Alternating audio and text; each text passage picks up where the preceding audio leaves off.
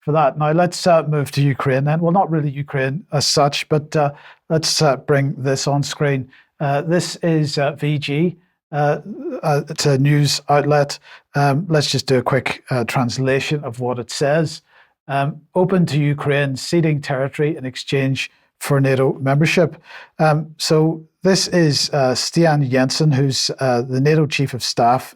He is Chief of Staff to Jens Stoltenberg, and he was speaking to VG on the issue of Ukraine and so on. He said, I think that the solution could be for Ukraine to give up territory and get NATO membership in return. He was speaking actually in a panel debate in Arundel on Tuesday this week. So that was his position on that. As I say, he's Chief of Staff to NATO Secretary General Jens Stoltenberg. Now, Stoltenberg himself has absolutely refused to make any comment on what the future might be, what kind of future peace deal might be done. So it's interesting that this person has chosen to speak out. I thought I'd just have a look at the Russian response to this. So here's Mikhail Galuzin, who's the Russian Deputy Foreign Minister.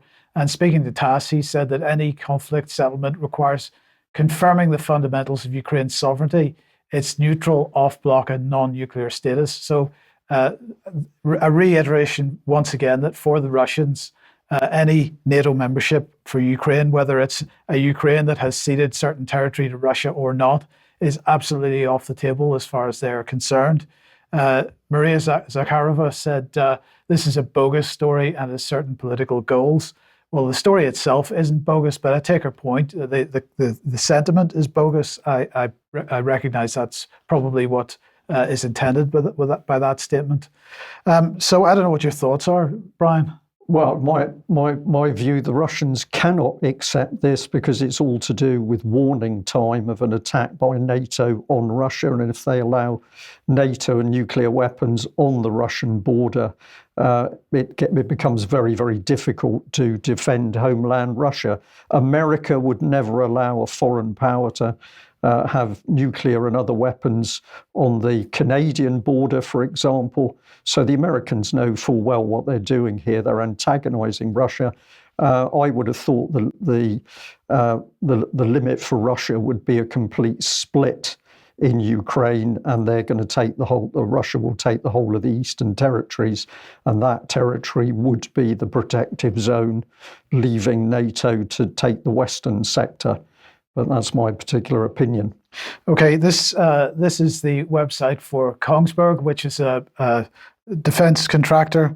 Well, they've just been handed £56 million by the UK as part of, or at least this tranche of money is from the IFU, the International Funding for Ukraine, International Fund for Ukraine, sorry. So this is a funding mechanism that has money that's coming from so-called international partners to procure what they describe as priority military assistance for Ukraine at pace. And it's managed by the Ministry of Defence. The Ministry of Defence has issued £60 million of contracts, of which this particular one for these C-UAS air defence systems is part of it. It's interesting that the money's going to not a British company.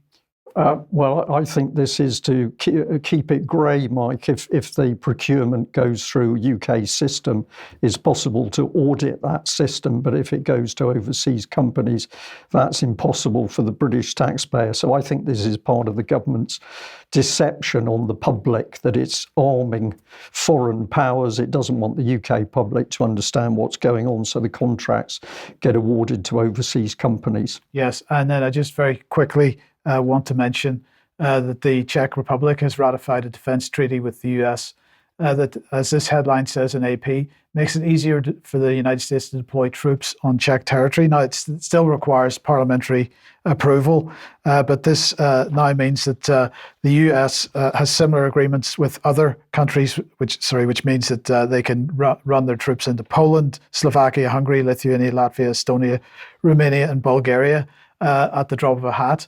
So, yes. Well, it's more ramping up the tension, isn't it? The more weapons go closer to the Russian border, the more the tension increases. Yes. So.